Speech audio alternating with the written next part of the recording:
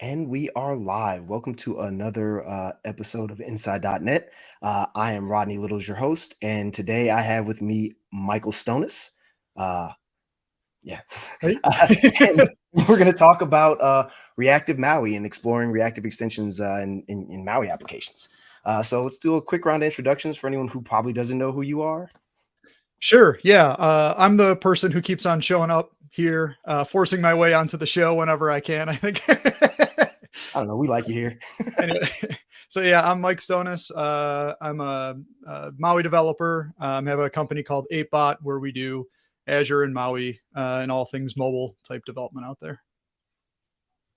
Nice. So, okay. So Xamarin is legacy, Maui is here, but You got it. reactive extensions goes across both. Yeah. I mean, it's the greatest tool that nobody knows about in .NET. And I know, I know, Rodney, I know you are as familiar as I am. Yes, When sir. it comes to this. And I think Yeah. it's, yeah, it's, you know, it's not, we'll be talking about it in the context of Maui today, right? But it's just another library like anything else in the .NET world. So, you know, where you think of like almost built into .NET nowadays, or seemingly has always been there in .NET, would be something like Link. Reactive extensions are an add-in, like we do have to add in like a separate NuGet package, but outside of that, it's a Microsoft library to bring in a bunch of extra stuff, I guess, as we'll talk about. Nice. So, okay, like yeah, we're both familiar with reactive extensions, but I'm going to talk to you like I don't know anything about it Yeah, because of course. otherwise this might not play too well. Um, so reactive extensions, you mobile apps in the past, right? And you understand async and await, the task parallel library, and asynchronous programming as a whole. Can you kind of break down why reactive extensions, in your opinion, is a good way to handle the asynchronous coding style or paradigm? Yeah, sure. Yeah. So we've got kind of like two things at play here, I would say, right?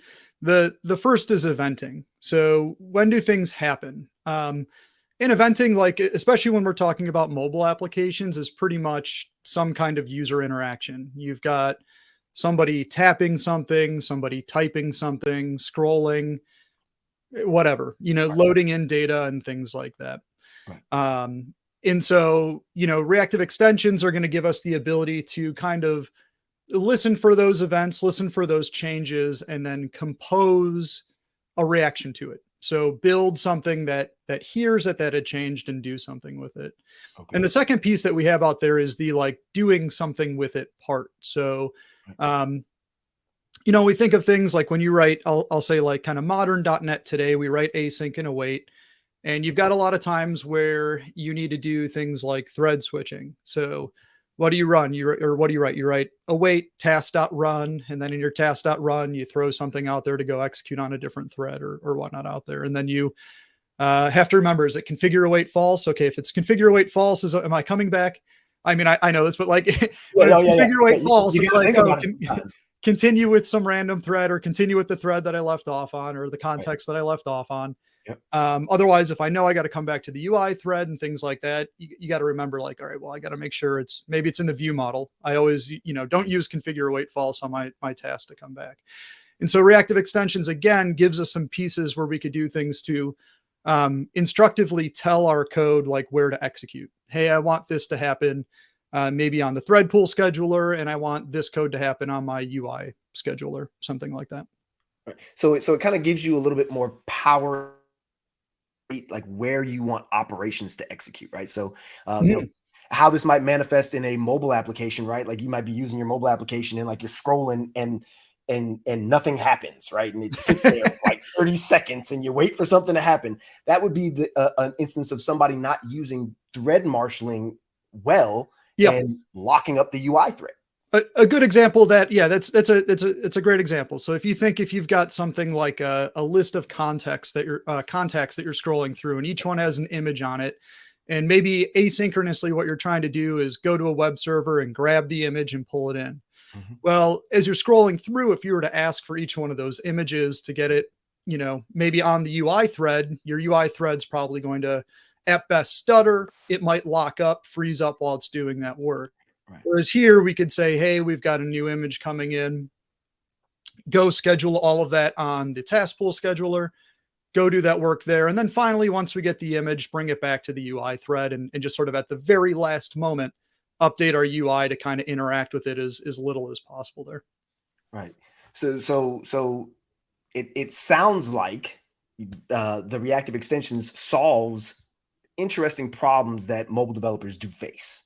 Right. Yeah. And it's not even just the things that we kind of talked about here. You know, like I mentioned, it gives us a way to, I think, kind of simplify and standardize listening for changes or events in our application. Mhm. But then it also gives us a lot of ways to manipulate the data that come out. So perhaps the data that was raised by some event needs to be further refined. It needs to be transformed into something or whatnot, calculated in some way. Right. Also gives us ways to sort of in a more grand scale, listen for those changes. Maybe we want to filter some out. We want to wait for a change, or inspect a change every X amount of seconds, maybe Right. 3 seconds or 5 seconds, something like that. So gives us other things to maybe make our apps a little bit less chatty, or make it so that our app doesn't do like a lot of additional work and have to manage. In a lot of times where I would have been writing like a lock or something like that in the past, kind of just ignore that work and use some built-ins to kind of get past that there. So, okay. So, um, if I am new to this whole concept, right? So I go file new MAUI application in Visual Studio or Rider or VS Code if you can do that. I don't know if you can. Yeah, I think you have to do it from the command line .NET new. I think right, yeah. MAUI app. Terminal today, yeah. Hey man, I love it. Code how you like. It doesn't matter to me. But the thing is you just pull in this NuGet package, right? And then you have access to everything. But I feel like there's a missing link to that, right? Because there's like this iObservable interface, right? But that exists technically. That whole thing just exists in the runtime, right? Right. So that I think that gets to the extensions portion of this, right? Where it's like they're all extensions on top of these iObservable iObserver interfaces that exists in the core library. Correct. Yeah. So just like we've got like a link, we need the reactive extensions to add all that additional sort of like select functionality. We have a lot of, as the name would imply, extensions. We have a lot of additional extensions to do things like filtering data, buffering data, throttling data, and so on and so forth out there. So that library adds all of that additional functionality on top of that observable out there to sort of take it like the core idea of what it is and then expand it out in much like a link, in a link-like fashion, where we get all these sort of fluent chainable methods to add and sort of enhance our code. Right. So it's more or less just link over events and link over asynchronous tasks brought into a single API surface through these extensions. Right. Yeah. So perfect way to describe it. Right. So whereas like link traditionally, if I think of link in my head, at least, link is sort of like I already have a pre-packaged set of items. Like I've already maybe called an API or called a database, whatever it is. And I've got this list of items and I want to filter it down. So I might say filter it down or transform it or whatever I need to do. Right. But the core idea being it's already pre-packaged. Here's all of the items, enumerate through all of them and do something with it. Whereas with observables, it's sort of like a just-in-time processing of items, right? So they get kicked up, you filter through those items, find the one that you want, or do something with the one that you want, and then continue going forward with it from there. So it's instead of being all the items, I usually use like the conveyor belt sort of analogy. The items come down the conveyor belt, you do your little unit of operation and pass it on to the next thing. Do your little operation, pass it on to the next thing. So said differently, you're basically taking a list of things that you pulled when you're talking about IEnumerable and link, but when you're talking about observables, right? Because events can happen, things can happen on different threads. You don't know where it's coming from. They may never happen. Interface, right? Yep. It may never happen. You could set up all this code and it never it'll never run. How sad would that be? That code's just sitting there like, man, it's going to be my day one. You're at least there. You're ready for it. You know what I mean? Yeah, it's the plan. Right. But that, I think that is also kind of the beauty of it, right? You can just write code that should do something in the event that this thing happens, right? Which Correct. is a great place. But so you're being pushed a set of data, right? And while a pull set is somewhat like finite because when you enumerate, you're at the end of the list, right? Right. The push base is kind of infinite in that you don't really know that it ends until it tells you that it ends. Correct. Right. Yeah. So we have this idea of creating a subscription. And as we'll see kind of out here, you created a subscription and it has a lifetime. If we think of it, something that like .NET developers might be familiar with is when you subscribe to an event, you say button.clicked plus equals and then some handler. And that Right, event handler is going to be out there until you get rid of it. So you'll have to say button.clicked minus equals and give it that same handler. And right. we'll have that same idea out here where we're just going to basically create a subscription and that subscription will last for as long as we need it to. If we want to get rid of it later on, we could actually go through and dispose of that subscription to Mhm. kind of clean it all up there. Awesome. Real quick, I just want to. Alan Ritchie is out here watching us, and he's got some interesting things. So I got to give him a call out. He's got a spicy take ahead, so I just want to let everybody know that he's going to drop some spiciness here in a minute. Always appreciate Alan. Right. So okay, so we talked about user events, right? Buttons and scrolling and tapping, right? But there's also a completely different set of events when you're dealing with like a MAUI application, which is like I call them environment events, right? Where you Sure. have like network connectivity has degraded and you can't push 5 network requests right now. Like so, Sure. right? You have maybe a global cancellation source where you need to, hey, the network disconnected, so I need to now send a cancellation token across my entire application, things like that, right? Like there are events that are beyond what the user does and not controllable by the developer that you still have to deal with, right? Right. And I find that the intersection of all those things is active extensions really shines. For sure. Yeah, because again, like you could sort of think of it. I always think again, conveyor belts, maybe Yeah, no, not perfect, but in my mind, it's what I always go great. to. It's great. It's It's great. It's fantastic. People just don't it's understand. the only part that falls apart a little bit here is if you think of it as physical things, it doesn't map perfectly. But if you have sort of a notification that sends out, it's going to need to be routed to multiple different places, right? So if you have something like network connectivity, you might have a page where you need to stop loading if you are um, or you say you have a network request, you want to stop loading your network request or cancel it if you go offline. At the same time, you have your page where you may want to show visibly to your users that like you are offline now.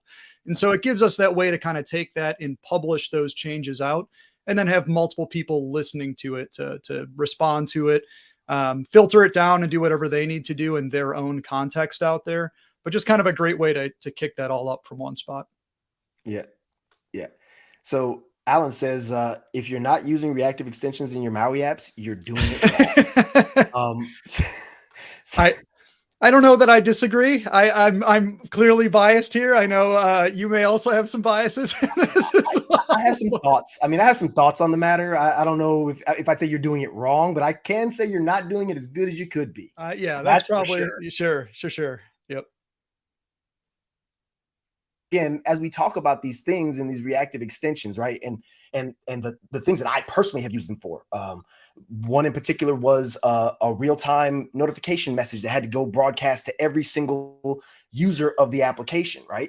The first pass that I did, I had to wire and unwire event handlers, and the code got so nasty, I didn't even want to look at it. for sure. And then I wrote 5 lines of reactive extensions and solved the problem and felt great about my weekend. Like it was great, right? So there's so many different uses that it's kind of hard to It's hard. really quantify them all, right? It so like this is again, this is one of the hard parts about reactive extensions is because it's not like again, we'll talk about it today, or I'll show some examples in the context primarily of building user interfaces, but Mhm. it's not a user interface library per se by itself, right? It is something that happens to work very well, building mobile applications and user interface, not even mobile applications, but just any kind of use.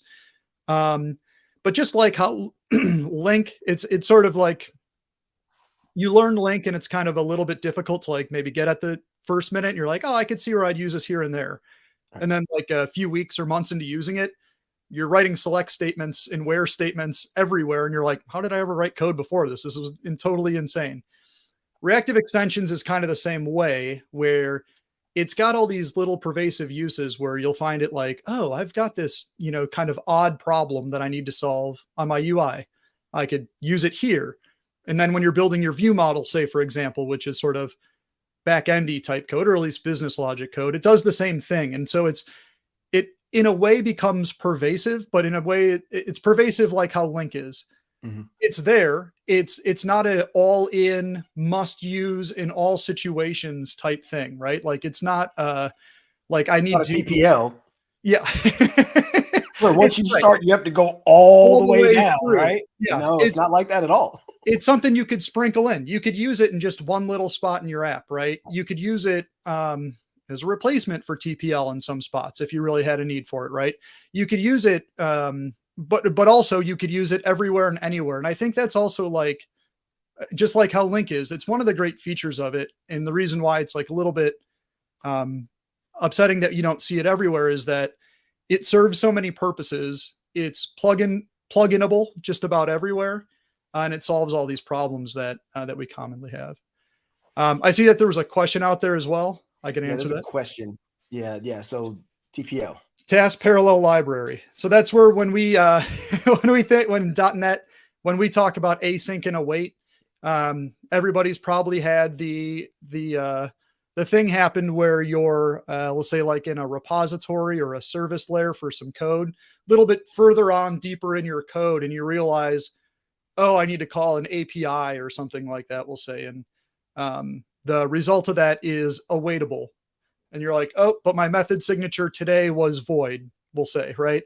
Well, it's not anymore. Now you're returning a task. And because that returns a task, it bubbles all the way back up finally to your user interface or wherever you maybe originally called it. So you get tasking all the way back, which is what it is. Right. Right.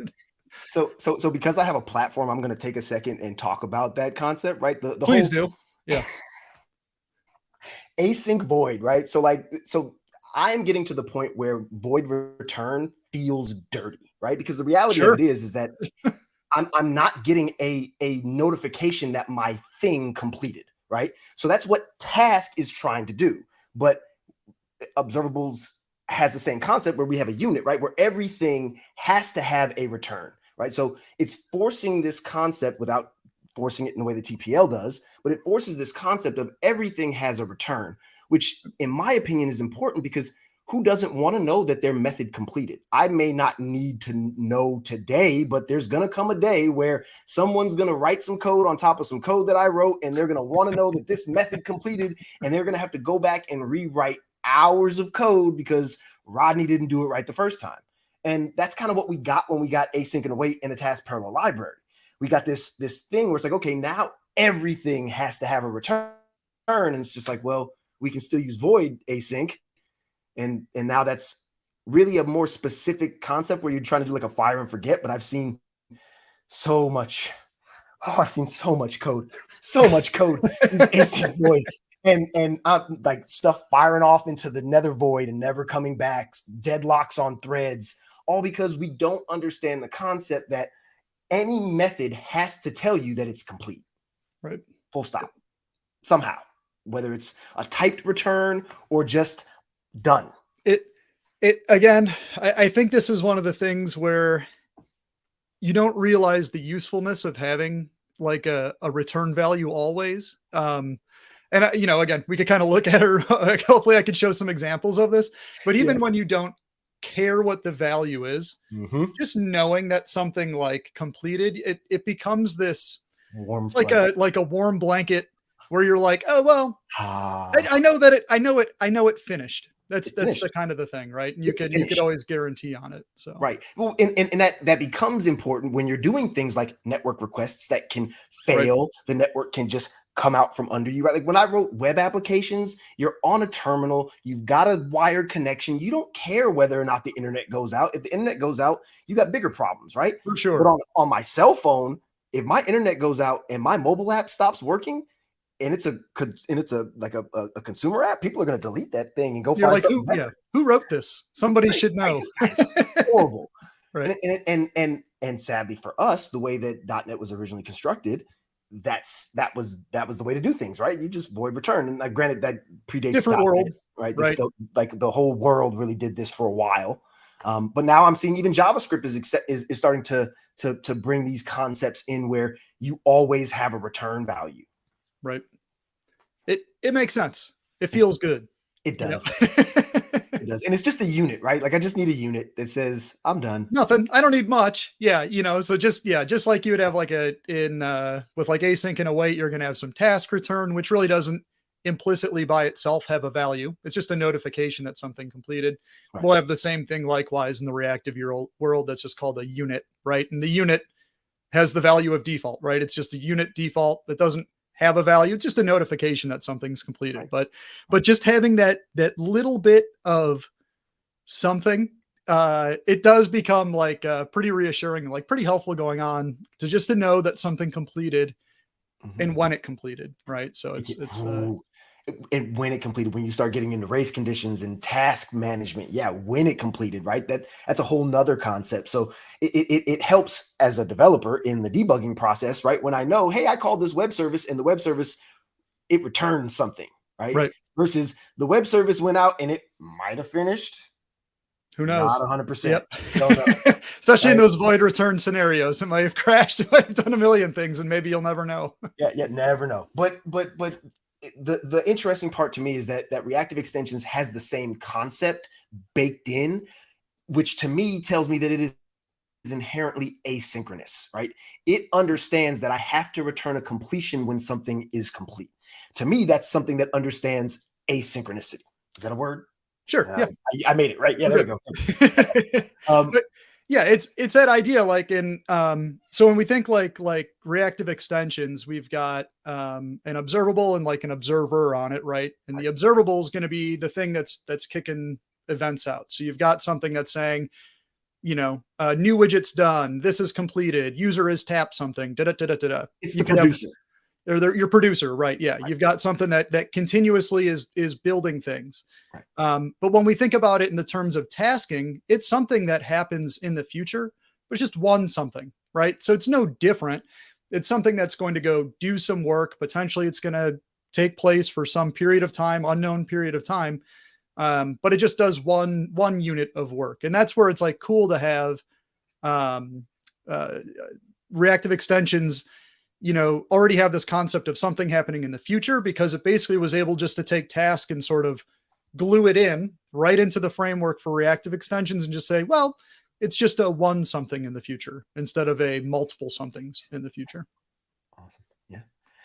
Okay. So we're a good portion into the show. Do you have some code? Like, let's look at some code. Let's look at some MAUI code. I've got some samples. So let me switch over here and I will share my screen off. I see you're good at clicking buttons like me, yeah? Yep. There's like 18 buttons to click there, so I just want to make sure I got them all. All right. I see a blank. There we go. All right. Are we looking? Do we got my desktop? Yeah, we got your desktop and things look great. Let's do it. Can bump the font up even a little bit here. So I have a sample app and I can get the link for it here. I could kick it out in chat. It's on my GitHub. I should have had it prepped probably, but I can get that ready. Yeah, I'll grab it. You present. You'll know what it is when you see it. It's on Michael Stonis. Yep, it's on my Git repository, GitHub repository. So it's a sample app. It's something I've had out here for a while, but this would just be the MAUI version of it. So I'll just kind of get it up and running and kind of show you what it is. It's sort of the most recent version of this, right? So as of right now, still a work in progress, working on getting everything ported over. But the idea is I've got different examples showing different parts of reactive extensions and other things, as I'll kind of show here, built on top of reactive extensions, namely, at least right now, reactive UI. So we've got some sections out here for reactive extensions and some of the different features that come along with it. So some just sort of UI examples that show how they're used. And then just, further examples, like I said, for doing things in reactive UI and whatnot out there. A good place to start then, I think here is perhaps these reactive extensions examples. And one that I always like to look at is combine latest, because I think it's a fairly common or commonish type of issue that has not a great way to manage it by default. So, this maybe is an extension of our previous conversation that we had with Brandon Minnick, but I've got the UI all set up using C# markup extensions. So if you haven't watched that video, go watch it, because that's another thing that I think is an awesome feature that we have for MAUI that you could use out here. But you can see the UI that I've got over here on the left as well. And the idea is essentially we've got 3 color sliders, red, green, and blue. And I want to move these sliders. And as I move it, I want a real-time parser for the values of those colors. And I want to display it, right? So as I move this in real time, I basically want to just build this color display out here, right? Traditionally, and if we kind of write this in code, I'll just sort of do it on the fly. So we'll see how good that this plays out, but I'll write it kind of on the fly here is I would have my user interface controls. We'll say I've got this slider out here, which is assigned to red. And I might have to do something like this. I might say red dot value changed. I might have to subscribe to value changed. So I'll just make a handler for it out here. And that'll be that. And then I might have, green dot value changed. And we'll do that, which I don't think I got it, but that's okay. We'll grab this here. Again, coding on the fly. I love it. Maybe not the greatest choice, but we'll go with it really quick here. And then blue value. I mean, it's so being candid. This is what people always want to say. They always ask me, Rodney, like, show me side-by-side code. And I'm like, I'm too lazy for that. I don't want to write bad code. It's hard. You got to write it twice. Code. Yeah. So now you can see, like, if I just kind of use this exact pattern, I might end up with 3 handlers. Right. I probably could end up with 1 handler here and maybe just inspect the sender to see who sent the value. But again, just for like demonstration purposes, we'll do it this way. Right. But like now what do I do? So I get my sender and I have my value out here and I need to do something with it. So we might make another value, method called, who knows, private void set color, something like this. I don't know. Seems good. So we'll just say, and they'll all call set color. Yeah, and then we'll just have them all call set color because this isn't, again, we'll just try and do this as fast as we can, and instead of maybe as like technically accurate as we could or whatever, right? So what do I do with this now? So at this point, I guess I have to inspect. So I'd say like red dot value and go get my red value, which will be a double, but maybe I need it as an int, so it's red. Da-da-da-da.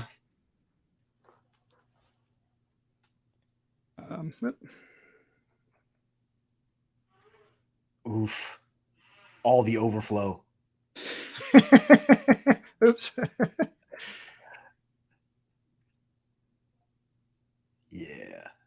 Yeah, not doesn't feel great, right? Oh, it's okay. I'm laughing because I've dealt with some overflow issues recently, so like this is making me laugh. Like, ooh, I know Michael knows better, but this is funny to watch. All the overflow exceptions. It's good enough for right now, right? Yeah, it'll do the job, man. So yeah, then I've got to take this. Now I've got to make a color. So I'd say like var color equals new color. Color dot from int, I guess, or see, let me see. I actually have it up here, so I can go say, yeah, there we go, from RGB. Yeah. You're giving it right, red, green, blue. And then finally, I've got to come back here and update my UI. So in that case, I think I could just go grab something like this. So I'm going to go ahead and tell you already have a problem. I do. Potentially, right? Like if red underscore dot value, green underscore dot value, or blue underscore dot value doesn't have a value. Now, granted, it's an int, so it's gonna have a value, right? But if it doesn't have a value, then you're gonna hit a you're gonna hit a null reference exception pretty quickly. Right. Yeah. Or like, what happens if I'm getting spammed with colors out here? Like, what Right. if between the point where this got called and set color got called that value changed? Like, what if Oh it's not boy. exactly what I wanted at that point in time? Right, right, right. Also, like, what thread did any of this stuff happen on? Did it get called on a UI thread? Well, probably because it's a UI control, but I don't know. So there, there's a lot of sort of assumptions made in this code. Um, and what I really don't like at this point in time, what I really don't like about this the most is I've got to do code jumping. So for me, wherever you set up this event handler, maybe you do this in like your objects constructor or something like that. But you're like, oh, it's here. Okay, well, F12, go to this. All right, cool. I'm scroll down here. What the hell is I doing up here? Oh yeah, green. Yeah, okay, we'll get green change. Okay, that comes down here. You end up doing this like code dance where with these events you end up jumping to the top, jumping to the bottom, and for me it becomes like at a minimum just a readability issue, right? Yep. Because you're never in the right spot. And so, like, I know a lot of times what you'll see is, again, this is like a very big no-no, but you might see people do things like this where they're just like, well, just do it as a lambda. Like, this is fine. And then call. Oh no, that is not fine, my friend. No, right. You have just created a memory leak. Call set color here. And like you could see that the nice part about it is you could see like immediately the method call. But yeah, Right. like, how do I unsubscribe from this is the problem. Yeah, all I see is a memory leak. I'm sorry. That's all I Uh, can see is the memory leak. I don't know. but it's not the only memory leak either though, right? Because like even if we don't do something like that, sure, that adds like a little bit to readability, but yeah, I can't. It's like the classic .NET memory leak is I've got this subscribed event handler, but I've never removed it. Well, even with this, in this case, and in particular, like in a mobile application, it's a big problem is that I've subscribed to these 3 events, but have you ever seen me unsubscribe from it anywhere in here? It's like, no, Nope. we didn't, right? Nope.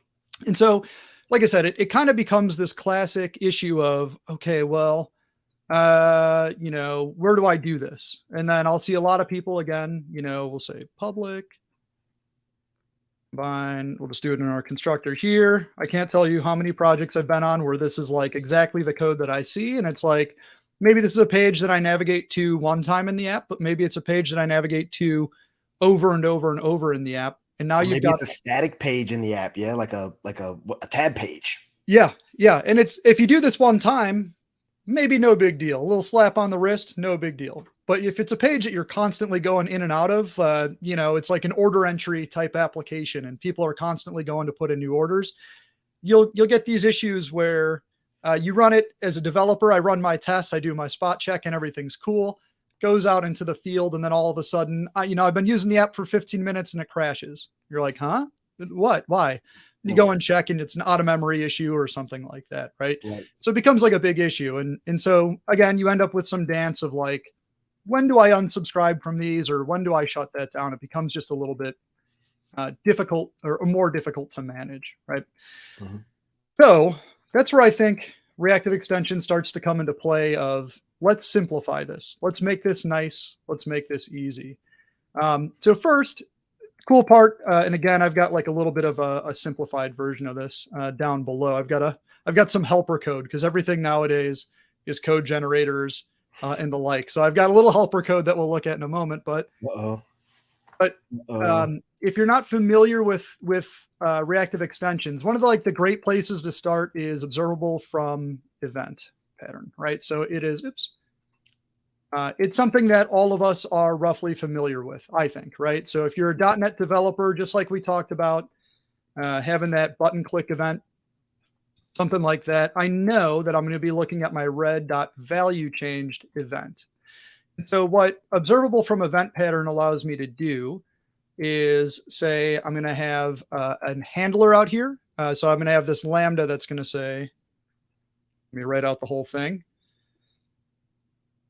I'm going to have a handler out here, and it's still going to be a little bit upset just because of my value type, but I'm going to have a handler out here that's going to create an observable based on this event. So the first piece is going to say, this is my subscription to this observable. And then the second piece is what's going to happen when I unsubscribe. So it's going to say remove essentially this event handler later on. So now it's not this dance. It's not this like direct dance of like, well, when do I subscribe and unsubscribe? It's like, no, it's going to happen when I subscribe. Or, you know, when do I add my handler, and then when do I remove my handler, like we had in the previous example? Right. It's all right here. So it's got like a very fixed scope lifetime that I know, at least for the reactive extensions, is when I subscribe to this, it's going to, subscribe to the event. And then when I'm done with it, or whenever I've decided later on, this is no longer useful, I could let that clean up itself, which is pretty cool. So yeah, this is kind of important, right? Because like your wire up and your deconstruction is all right here, right? You don't have, like you said, you don't have to dance around the code to make sure that things are done. The declaration of the thing tells you that it is wired up and destroyed right here. Like you Right don't have here. to go anywhere. It's right there. And it's, yes, composed, right? So like it's always this thing. I write it again. It's another thing I think for me personally with writing a lot of reactive extensions and link code over time. My code becomes more vertical. I try to avoid like horizontal code, and I just keep on stacking stuff up.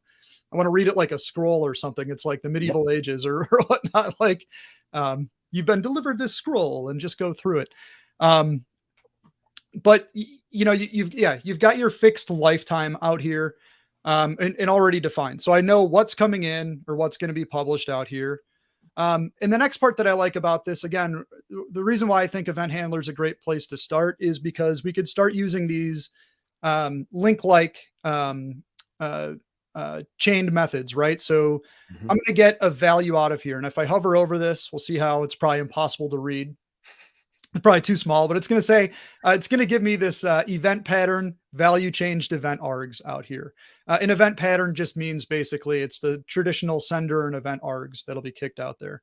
But in this case, I probably don't care about the sender, and maybe I don't care about everything that comes with those value changed event args. So what I could do is just say select. And if you've ever done any kind of link code before, you'll know that we get our value in here, right? So you can see my parameter, it's this event pattern value changed event args. And I can go through here and I could start filtering down the value that came in. So maybe I do care about the sender. I can get that and work with that. But a lot of times we're just going to get some value out of the event arg. So here my event args are going to have the new value that came in, and we're also going to have the previous value that came in. So I could just say, just give me the new value, right? So I could see immediately data was published and now data is filtered. And going forward at this point in time, again, if I were to hover over select, my new value no longer is those event pattern with the event args. It's now just been switched over to a double. So it's been filtered down, just like we would have in link out here. So this is basically the transformation method that you were talking about earlier, right? Like select takes a value and allows you to create a new value from the old value. Exactly right. And we'll take a look here at how we could even compound this with a few other pieces in just a moment. Nice. So one other thing that I think is interesting is that, in the case of events, like we were talking about before, when I have a traditional event handler, and I should probably have maybe just commented out some of that code, but we could talk about it. I think it'll be okay. Is when you have a traditional event handler, like we talked about with events earlier, they may never fire. So what happens if I have an event and I need my set color to run? And so you might have something like this where you have set color called out here in all of these different spots. And then you'll see something like, again, where maybe I'm calling set color one other time in, my constructor. Again, I'm just going to kind of code this up here.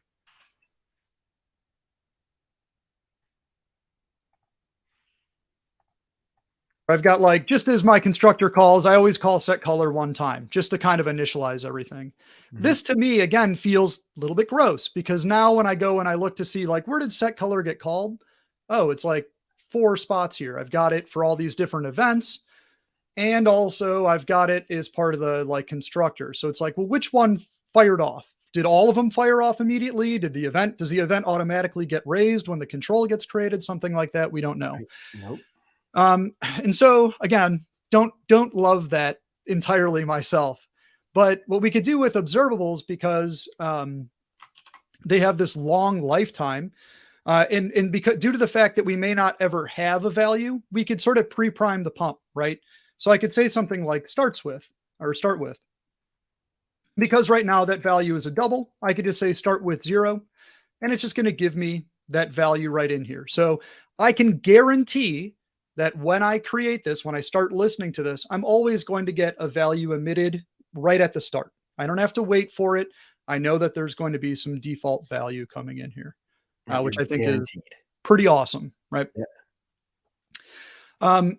So that kind of gets us like started here. I think that kind of gets us our setup for our UI out here, or for our extensions out here. But what we can do with reactive extensions is kind of like take it to the next level, I suppose. Like we're not limited there. And so that's where we can start combining things together. And that's where I think combine latest becomes kind of a compelling example. So the code that I have down below here, I've actually got a really cool plugin library out here. I'll just pull it up from dependencies. I'll just grab this for iOS. I guess it doesn't matter. This is going to be the reactive marbles. I think it's called the event source generator, or observable events source generator. Yep. And basically what this does is it takes the code, or takes the idea of the code that I wrote up here, and it's just going to look at all of the excuse me, controls that I've got on my page here, all my objects that I've got on my page here, scan for all the events, and it's just going to wrap that code for me that I wrote up here in a source generated way, so that I don't need to go and write all that crufty code anymore. No more boilerplate code. It's so awesome. This thing is like a game changer. I know Glenn had been pretty early on with getting all this built out here, but like such a huge thing that's made my life, a bit simplified. But it's, again, just like we would see if you've worked with code generators before, just take all that crufty code and just generate it for us so that we don't need to think about it anymore. But there you go. If you've never seen this before, conceptually the same thing. Right. Just going to take that same event and just wrap it up here, so we have our event handler listener, or event listener out there. Mm-hmm. Just like I was doing up there above, I'm just going to select, do a cast out here to my int for that value that came in, and just give it a pre-primed 0 value. Mm-hmm. Now, what I can do with that, and where I think this starts to get pretty cool, is I could take these 3 streams, one for events from red, green, and blue, and combine them all together. Now, the part that's even cooler about that, I guess, is it's going to be the latest value from each of them, right? So none of these are probably firing off all the time at the same time. I'm going to get red maybe firing, and then green maybe firing, and blue firing. And I don't have to do anything about like keeping track of like, well, what was the last value that red sent through, or what was the last value that green sent through? I could basically just use this observable extension here called combine latest. And what it's going to do is kind of keep track of all of that for me. So when it gets the values from these events, or after it's gotten a value from each one of these emitters, it's going to take that, and you'll see I've got this little lambda down here that says, get in the value of red, green, and blue. That's the latest value that came out of those emitters or that publisher. And I'm going to transform that into a color just in time. So take the latest value from red, green, and blue, slap it together, call it a day. So at the end of this combined latest now, you can see it's an observable color. Again, might be a little bit hard to read, but it's an observable color that gets published out there. So that code jumping, the context awareness of like, where did these values come from? How do they get transformed? How do they get manipulated? Becomes to me like a little story. I can look at this today, and probably the biggest part for me is I can look at this 6 months down the road or a year down the road and go, oh, well, here were my 3 values. Here's where they came from. Here's how they got manipulated. And then they got published. And it's so easy to like kind of conceptualize this as one little block of code that's in a way I feel like self-describing. Again, there is a learning curve with reactive extensions. This, a lot of this stuff might be new to you to see, things like observable combined latest, but once you kind of get your feet underneath you on it, it's it's incredible. I don't know how else to put it. Like it's like life changing in a way. So Um, so yeah, I love this, right? Because like this code is like you said, it's readable. It reads like a story, right? And it reads like good prose, right? So it really does just describe to you some things. But again, our friend Alan Ritchie says that your code is great, and you had me until the code behind. So I mean, I guess he doesn't like your C sharp extensions nonsense. I guess he doesn't like the fact that you're doing all of this on the code behind of the page. I don't know, but we can make a partial class, and I could put the UI in a partial class if it would make them happy. But oh my goodness, it's all how you split it at the end of the day. it is. But jokes aside, right? This is great to me for a lot of reasons. It's all in one place. I can look at line 80 through line 103 and I can reason about exactly how the color hex.text gets updated. I don't have any concern about having to jump around my file to determine where the value gets set, when it's getting moved. And furthermore, there's no if statements here that I have to write and say, hey, if the old value from red is still equal to the new value from You don't have to all I worry gotta about do is say, that, hey, right? give me the stuff. Just give me the sauce, and I can make magic. And And I think that to me is the real big sell, is that this composed piece is, in my opinion, easier to read, easier to write, less code overall, given the fact that you use source generators, right? sure. But like it really does paint a very clear picture for any person coming in here and looking at this. I mean, I've actually done this. I've given my niece, who's 15, some of my code. And I said, read this and tell me what you think it does.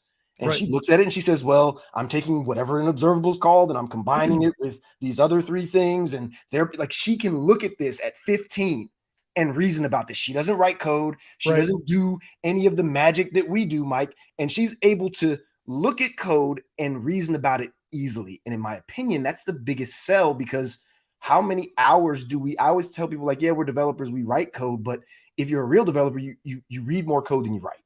Yep. You become, and a lot of times when you come back to something in the future, I always think of it as being like a code mechanic, right? Mhm. Some engineer came in, you think of it like a car in a way, like some engineer was real smart at some point in time and designed this car and was like, I'm going to put the spark plugs down here, or I'm going to make it so that you have to get to the oil filter over there or whatever to work on this car. Right. And in their head at that time, it made all sense to them. And it was like Made it. super cool. Yeah. And then you as the mechanic coming in later on, you're like, what? Why the hell is this here? Like who put that over there? Like, how am I supposed to work on this? And I think the unfortunate luxury that we have in is being developers is a lot of times we're both sides. We're the engineer and the mechanic. Yeah. So, when you're coming in to do that, like kind of cleanup and maintenance work later on, Mhm. make your life easy. Like make it easier on yourself. Give you a spot to go in and be like, oh, well, I can see exactly why I put these spark plugs here, or, whatever. I could see all the decisions that were made Right. in a nice little story, as opposed to like, that looks like some duct tape down there, and or whatever it is, whatever it could have come down to at the time. For me, it almost feels like you're leaving me some cliff notes, right? That you're basically leaving me a short excerpt of, okay, this is how this works, Right. and I can read it, And and I can generally reason about how you came to the conclusion. Versus sometimes I'm like, well, this is over here and that's over there. Why do these two things even know about each other? They're, it, but and the I hard part, get it. we're all well intentioned, but we all know how We are. well like source code documentation plays out in the long term. Like it's as good as the minute that you wrote it. And as soon as the next pull request comes through, it's probably out of date. Right. And so this again, like, and I'm, bragging on myself more than anybody else, but like writing code, like comments and code, I always, again, well intentioned to do it, but then I'll write it one time, totally forget about it, or just not maintain them well. And again, this just gives me sort of,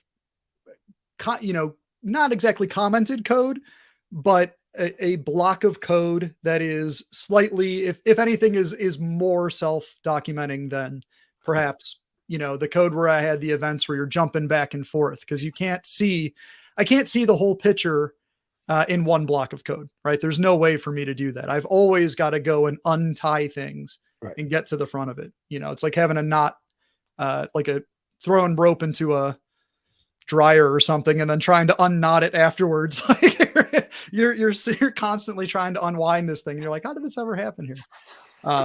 This Yeah. just gives me the way to see that code right up front. Yeah, yeah. No, this is fun. So I'll go ahead and say this, right? Because I am very much the person that can't stand the hello world scenario that we get most times, right? This is nice because this is a small block doing a independent thing, right? Mhm.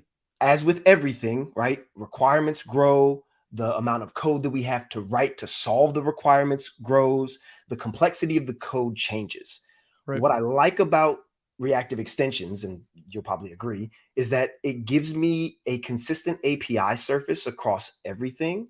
Yeah. So even though I may have to take an observable from the top of the class, combine it with an observable at the bottom of the class, it's, in my opinion, easier to read about because it's all declared in one place. So Right. while, yes, I may have some spaghetti observable pipelines that are massive, and I may have a constructor that's 300 lines long, the rest of my class is just properties and property change, right? Everything is declared and defined in a single place that I can reason about. Yeah, and even in those cases, like where you said you may end up with like a constructor that's 300 lines of code. It's probably 300 lines of code that are a bunch of smaller blocks of code inside of it, right? Yes. So yeah, it may not always be like perfect and pristine from like a functional perspective kind of idea, Right. but it's usually like scannable. So you're, oh, here's my block that needs to do this. And I, again, like if I really wanted to add comments here, this is kind of Right. a great place to do that. Like takes in the values from the UI and so like I get a pretty good idea, even just with that one liner here. In the future, I'd be like, oh, well, okay, I get it. That's the gist of this one. I don't need to go through and describe every piece and say, like, it's going to actually jump down and it's going to call this method to do this. And this method will call that. It's just sort of blip, right here, you know? Right.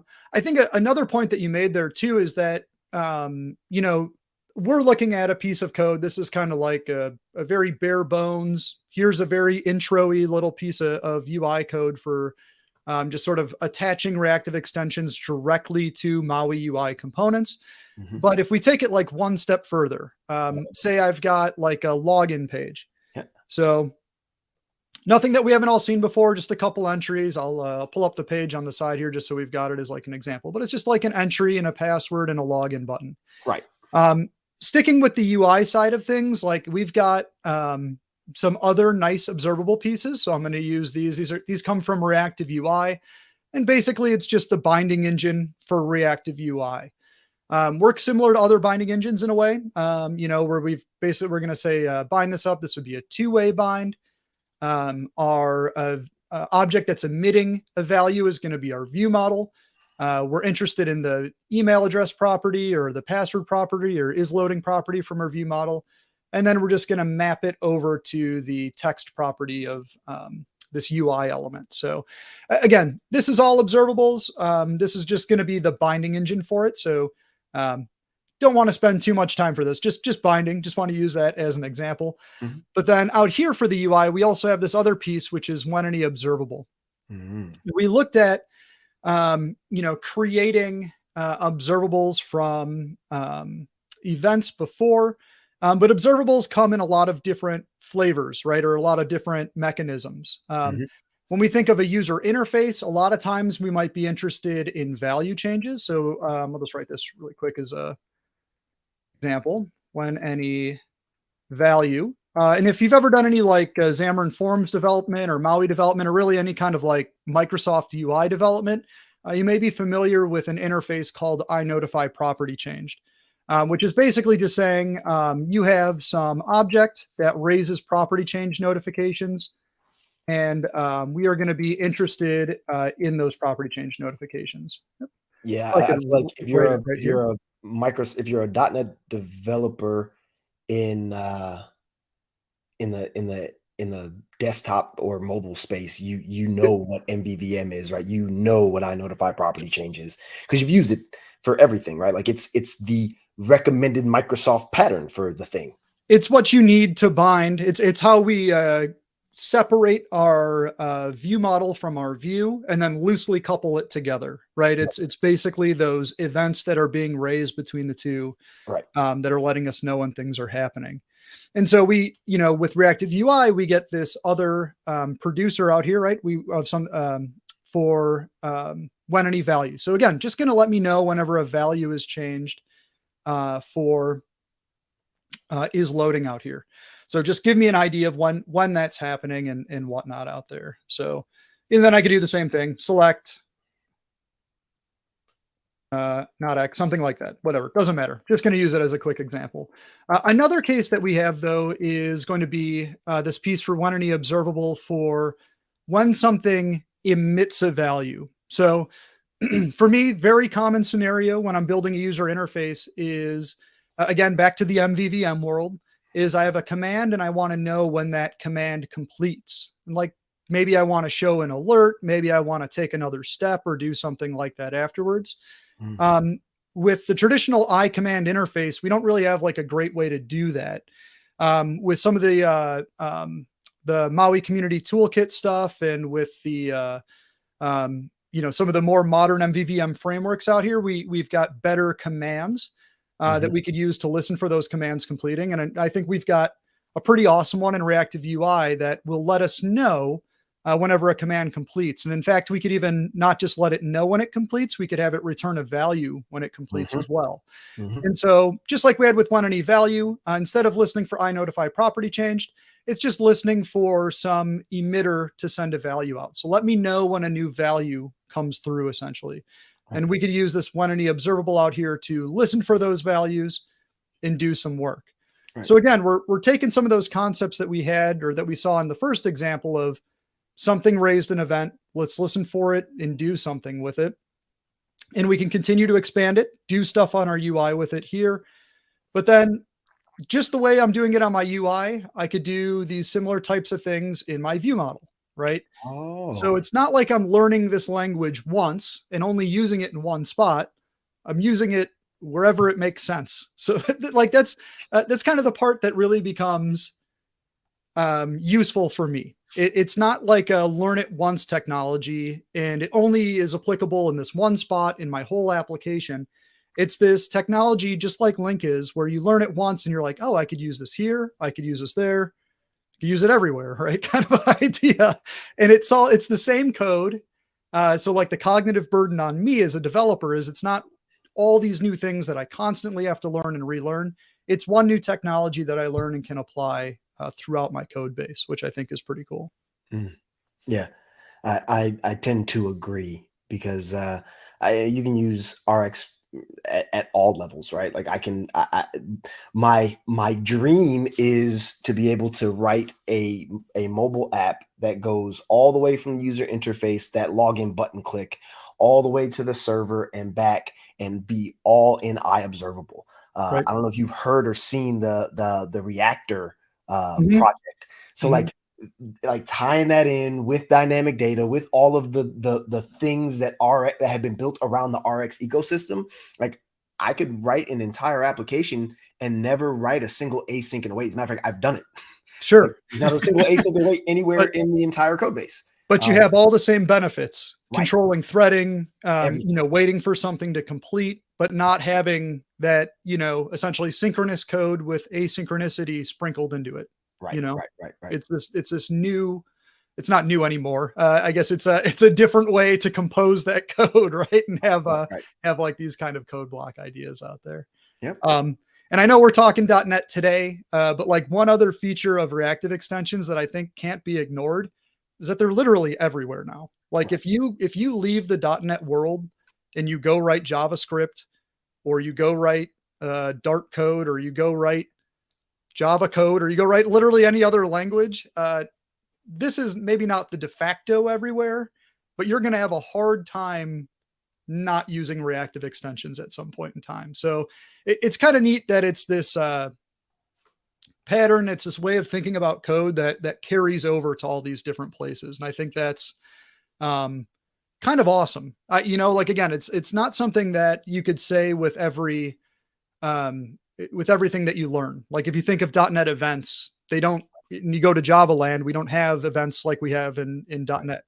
Whereas you could learn reactive extensions, and sometimes there's like slightly different naming or slightly different uh, implementations just to fit into the language out there. Like a Lambda might look a little different, or it might be called, might not be called throttle or something like that in a different Debounce. language.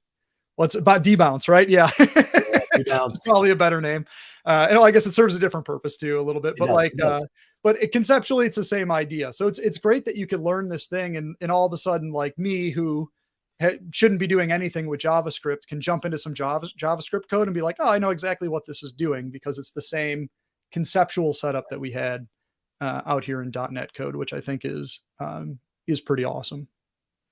That's actually the only way that people can get me to JavaScript, is if they're using otherwise I don't know how to write that stuff. Like, but you show me an observable pipeline, like I can tell you what it does.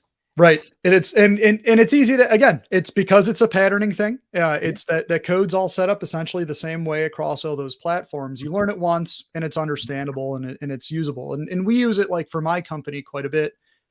Just because, again, for that same reason, I might not be an expert in that language, but I know that I could at least look at it and be like, well, I know what that is. I know how that's going to work or play out here later on.